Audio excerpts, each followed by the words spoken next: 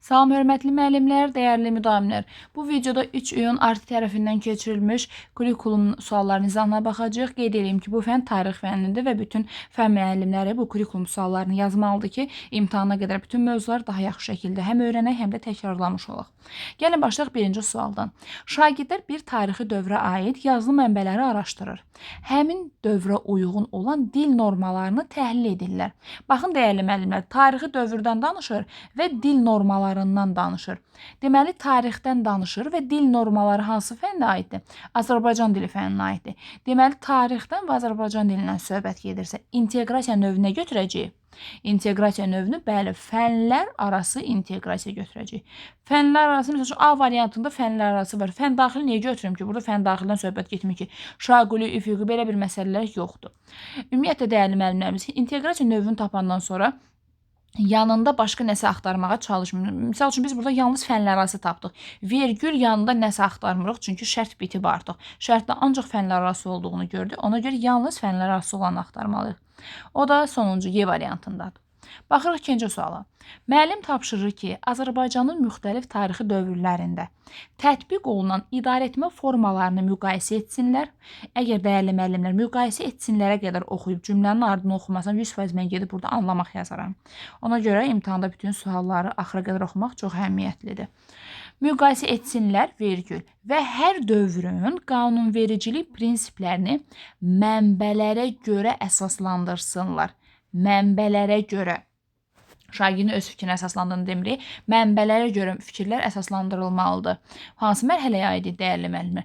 Əsaslandırmağı harda görüb gedib dəyərləndirmək götürməli deyilik. Nəyəsə əsasən mənbəyə görə əsaslandırmalıdırlarsa, bu hansı aiddir? Bu bizim şəxsi fikrimiz deyil. Bəli, bu təhlil etmək mərhələsinə aiddir. Düzgün cavabımız olur C variantı, təhlil etmək. Mənbəyə görədir əsaslandırın. Mənim şəxsi fikrim, şəxsi münasibətim soruşulmur.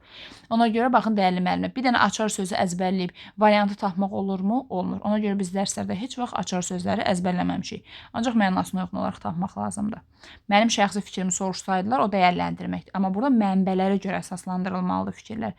Düzgün cavab olduğu təhlil etməyin mərhələsi, yəni C variantı. Baxırıq üçüncü suala. Şagirdlər Azərbaycanın tarixi şəxsiyyətlərindən birini seçir. Onun fəaliyyətinə uyğun motivasiya edici sloqan hazırlayır. Yəni post hazırlayır, sloqan hazırlayır və bu fikri plakat üzərində rəng, simvol, kompozisiya vasitələri ilə ifadə edirlər. Baxın dəyərli müəllimlərimiz. Şagird nə edir? Tarixi bir şəxsiyyəti seçir, onun fəaliyyətinə uyğun sloqan hazırlayır, onu dizayn edir, plakat hazırlayır, rənglər, simvollar, kompozisiya vasitələrindən istifadə edir. Şagird olmayan bir şey hazırlayır. Öz dizayn bacarıqlarını işə salır, sloqan hazırlayır, plakat hazırlayır, rənglərdən, simvollardan istifadə edib nəsə hazırlayır. Yeni bir şey ərsəyə gətirir, ortaya çıxardır. Deməli, taksonomiyanın hansı mərhələsinə aiddir?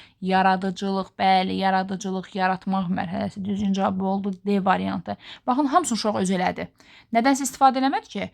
Motivasiya sloqan hazırladı, plakat hazırladı, rənglərdən istifadə elədi, simvollardan istifadə elədi, kompozisiya vasitələrindən istifadə eləyib bir necə deyim, məhsul ərsəyə gətirdi. Ona görə bu olur yaratmaq mərhələsi. Düzgün cavabımız oldu D. Üçüncü sualı oxuyan kimi, yəni sualın şərtini oxuyub qutaranın kimi biz bilirik ki, söhbət yaratmaqdan gedir. Uşaq nəsə yaradır. Dizayn bacarıqlarını işə salır və s. Dördüncü suala baxırıq. Müəllim summativ qiymətləndirmə üçün əvvəlki illərdə istifadə olunmuş test nümunəsini götürür. Lakin həmin test hazırki tədris proqramında nəzərdə tutulan təlim nəticələrlə uyğun gəlmir. Bunu elə son dərslərimizə keçmişdik, dəyərli müəllimlər. Öyrətdiyim bilik, bacarıq hazırladığım testlə üst-üstə düşməlidir. Yəni, nəyi planlaşdırmışsınızsa, nəyi keçmişsizsə, axırda da onu ölçməliyik, onu yoxlamalıyıq. Axı, mən burada, necə deyim, əvvəlki illərdə istifadə olunmuş test nümunəsini götürürəm, amma deyir, həmin test nümunəsi hazırki proqramda nəzərdə tutulan təlim nəticə uyğun deyildir. O hansı prinsipdə idi, dəyərli müəllimlər? Hansı mövzunu keçmişiksə, nəyi keçmişiksə, onu ölçməliyik. Yəni, keçmədiyimi ölçməli deyiləm, olmayan bir şeyi ölçməli deyiləm. O zaman mənim keçdiyimlə hazırladığım suallar üst-üstə düşmür. Uyğunluq prinsipi. Uyğunluğun ikinci adı nə idi, dəyərli müəllimlərimiz? Validlik və yaxud da uyğunluq prinsipidir. Nəyi planlamısınızsa, axırda onu ölçməlisiniz. Fərqli bir şey ölçürsünüzsə, deməli, uyğunluq, validlik pozulub. A-nı çıxırıq, B-ni çıxırıq.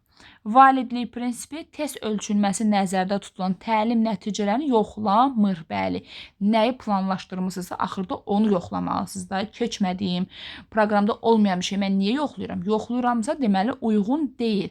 Hazırladığım suallarla öyrətdiyim mövzu əvvəlcə nəyi planlamışam? Onlar üst-üstə düşmür. Üst-üstə düşmürsə, deməli, validlik və yaxud da uyğunluq prinsipi pozulub. Düzgün cavabımız oldu C variantı. Digər variantları oxumağa ehtiyac yoxdur. Çünki sualın şərtini oxuyanda biz bilirik ki, uyğunluqdan, validlikdən gedir. O da C variantındadır. 5-ci suala baxırıq. Verilənlərdən biri effektiv müəllim-valideyn münasibətlərinə aid deyil. Yəni, yanlış olan axtarmalıyıq. Gəlin bir yerdə sualları oxuyaq, yanlış olanları axtaraq. Müəllim valideynləri müntəzəm olaraq sinif fəaliyyətləri, tapşırıqlar və gözləntilər barədə məlumatlandırmalıdır. Burada negativ nəsə görürükmü biz? Təbii ki, görürük. Bu doğrudur. Müəllim valideynə bildirir ki, onun övladının təlim tərbiyəsi ilə bağlı narahatlığını həll etməyə hazırdır. Yəni, müəllim bildirir ki, əgər sizin valideynə bildirir ki, onun övladında təlim tərbiyəsinə bağlı hər hansı bir narahatlıq həll eləməyə hazıram da. Yəni, mən köməklik göstərərəm deyir sizə. Bu doğrudur, burada hər şey qaydasındadır.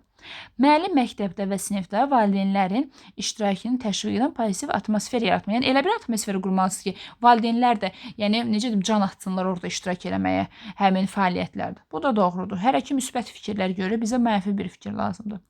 Müəllim valideynləri övladlarının təhsillə bağlı fikirlərini, narahatlıqlarını bölüşməyə təşviq edir. Yəni, siz də öz fikirlərinizi deyin, siz nədən narazısınız, narahat olan nüanslar hansıları, siz də öz fikirlərinizi bölüşün. Görürsünüz, nə gözəl mühit var sinifdə. Bu da doğrudur. Müəllim istifadə olunan tədris materiallarının məzmununu anlamağa kömək etmək üçün valideynləri metodik resurslara təmin edir. Dəyərli müəllim, bu metodik resurs müəllimə aiddir. Müəllim indi aparıb bunu valideynə verir ki, siz öyrənin, siz indi uşaqlarınızı öyrədin. Axı, bu düzgün bir şey deyil. Bu müəllimin görəcəyi bir işdir. Valideynin görəcəyi bir iş deyil axı. Yəni, valideynin işini artırmaq deməkdir bu. Həm də ki, bu müəllimin görəcəyi işdir, metodik resurslardan istifadə etmək və s. Ona görə uyğun olmayan cavabımız sonuncu deyil, Y variantı. Düzgün cavabımız oldu Y. Baxırıq 6-cı suala. Valideynlə məktəb münasibətlərini inkişaf etdirmək üçün hansı yanaşma yanlışdır? Deməli, valideynlə məktəb münasibətə aid olmayan yanlış axtarmalıyıq. Gəlin bir yerdə oxuyaq variantları. Münasibətləri yalnız akademik nəticələrə əsaslanaraq dəyərləndirmək. Baxın, valideynin məktəblə münasibətinə aid deyildir. Baxın, elə bu aid deyil. Nəticəyə uyğun valideynlərlə münasibət, valideynlərə, yəni bunun nəticəyə uyğun münasibət bəsləmək, münasibət sərgiləmək. Bu sizcə effektiv valideyn-məktəb münasibətlərinə müsbət təsir göstərərmi? Təbii ki, göstərmək. Akademik nailiyyətləri yüksək olanlarla fərqli cür münasibət bəsləyirəm. Akademik nailiyyəti aşağı olan şagirdin valideynə fərqli cür münasibəti bəsləyirəm. Bu yaxşı bir şeydirmi? Əlbəttə ki, yaxşı bir şey deyil. Bu bir növ ayrı seçkilikdir. Nəticəyə görə valideynlərlə davranmaq deməkdir. Yanlış fikri soruşurdu. Elə bu variant yanlışdır. Düzgün cavabımız oldu A variantı. Digər variantlara da baxaq.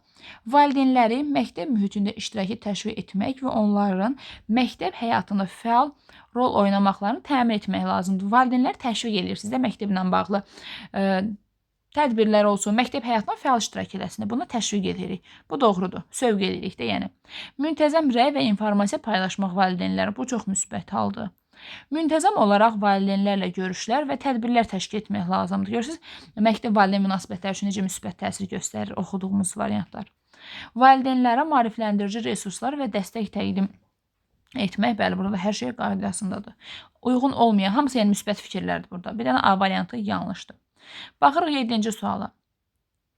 Müşahidə olunur ki, yuxarı sinif şagirdlərindən biri öz sinif yoldaşını bullyingə məruz qoyur. Deməli, bir də oxuyaq sualın şərtini. Sinif şagirdlərindən biri öz sinif yoldaşını, deməli 2 nəfər arasında başı biri o birisinə qarşı bullying eləyir. Belə ki, tez-tez onun əşyalarını gizlədir, yoldaşları arasında xəttinə dəyən sözlər deyir. Problemi həlli üçün sinif rəhbərinin atacağı hansı addım effektiv olacaqdır? Effektiv olan bir variant axtarmalısınız. Hansı addımı atsam vəziyyəti düzəltmiş olaram? Gəlin variantlara baxaq, görək hansı effektiv olacaq. Bullying edən şagirdi çağırıb danlamaq. Danlamaq problemin həllidirmi? Yox, bizə lazımdır ki, problemi həll edin. Tutaq ki, uşağı çağırdım, yanıma danladım, problem öz həllini tapacaqmı? Yox, yenə sabah bullyingə məruz qoyacaq uşağı. Ona görə bunu çıxdıq. Bizə problemi həll edən variant lazımdır. Həmin sinifdə dərs deyən müəllim, valideyn və şagirdlərlə görüşmək və bu prosesin nə üçün baş verdiyini valideynləri də çağırırıq, hamını, yəni kütlənin içində açıb ağartdıqlar bunu. Bu da olmaz. Bizə lazım problemi həll edən variant olsun. Bullyingə məruz qalan şagirdlə görüşüb onu güclü olmağı tapşırmaq. Yəni bullyingə kim məruz qalıbsa, mən həmin şagirdi çağırıram, yəni deyirəm narahat olma, o sənin əşyalarını gizlət, sən də götür onun əşyalarını gizlət, güclü ol, iradəli ol, qorxma demə.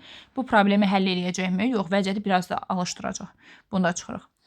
Sinifdə dərs deyən müəllimləri və məktəb psixoloqunu məsələnin həllinə cəlb etmək. Ümumiyyətlə sinifdə hər hansı bullying halı olanda deyirdikdə, digər müəllim həmkarlarımızla əlaqə saxlayırıq, daha sonra psixoloqu prosesə cəlb eləmək və sinifdə mənəvi dəyərlərin inkişafı üçün müəyyən addımlar atmaq. Ümumiyyətlə çalışmaq lazımdır ki, belə bir halların olmaması üçün mənəvi dəyərləri bu halı baş verməmişdən öncə eləmək lazımdır. Amma yəni fikir olaraq yenə müsbətdir. Sinifdə dərs deyən müəllimlərlə əməkdaşlıq eləməlisiniz, psixoloqu məsələyə cəlb eləməlisiniz və bir sıra dəyərlər aşılamaq üçün müəyyən addımlar atmaq lazımdır. Çünki vəziyyəti düzəltmək lazımdır. Bu düzgün cavabdır elə.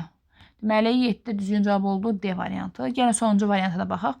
Məktəbin valideynləri, müəllimləri, psixoloq ilə görüşmək.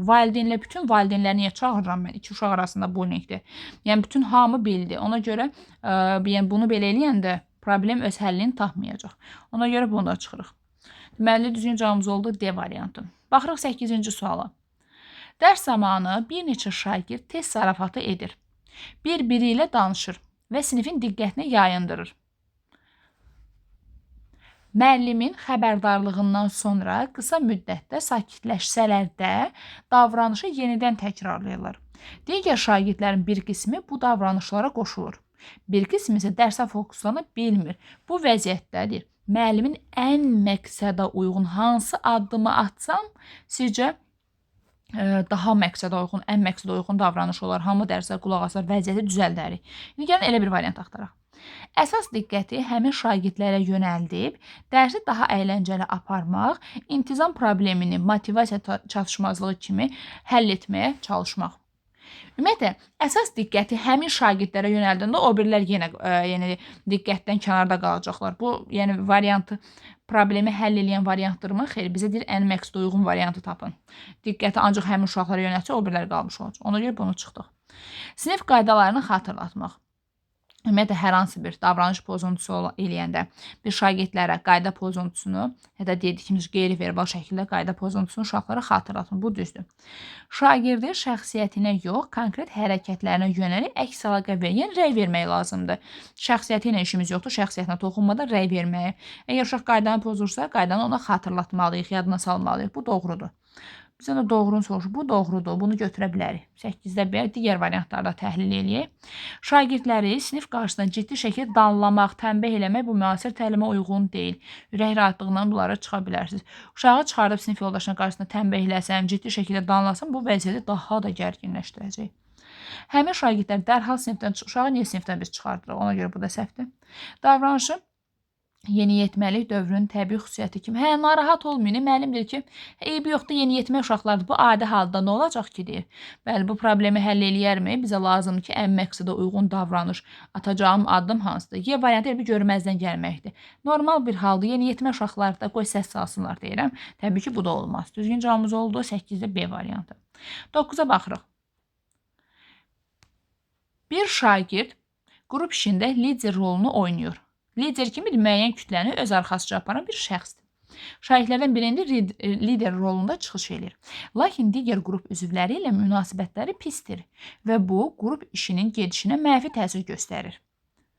Müəllim problemi necə həll etsə daha effektiv olar.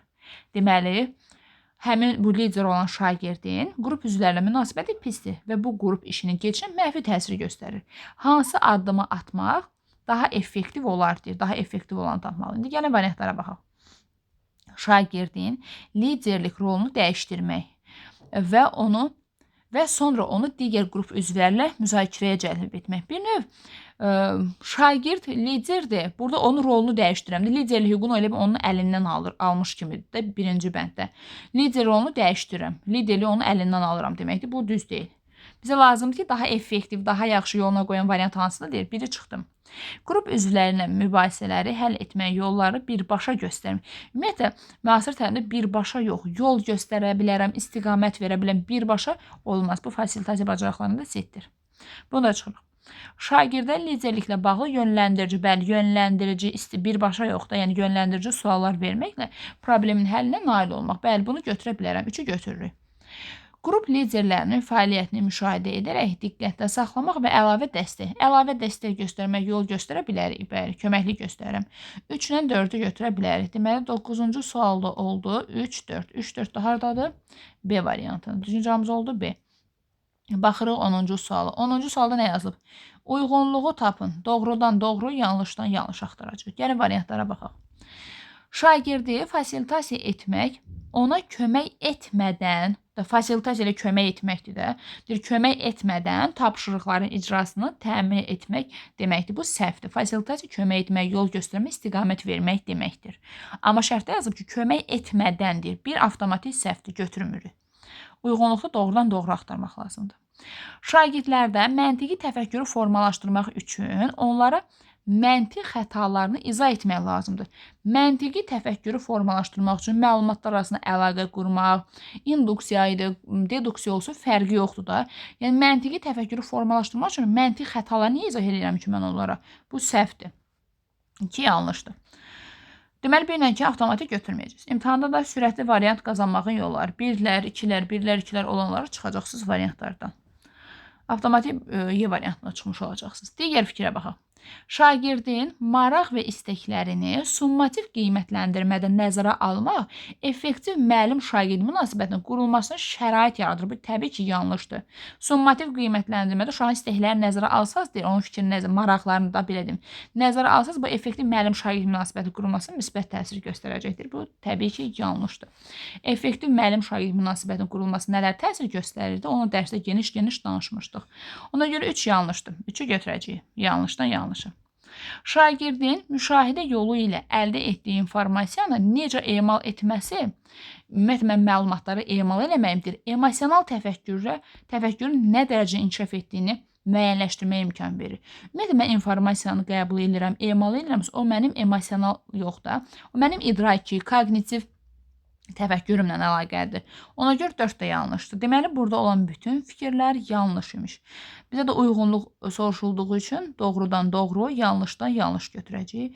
O da doğruda doğru yoxdur. Avtomatik cavabımız olacaq 3 ilə 4. 3 ilə 4 hardadır? A variantına. Düzgün cavabımız oldu A variantı. Ümid edirəm ki, bu sınağın izahı sizlər üçün həm öyrədici, həm də faydalı oldu.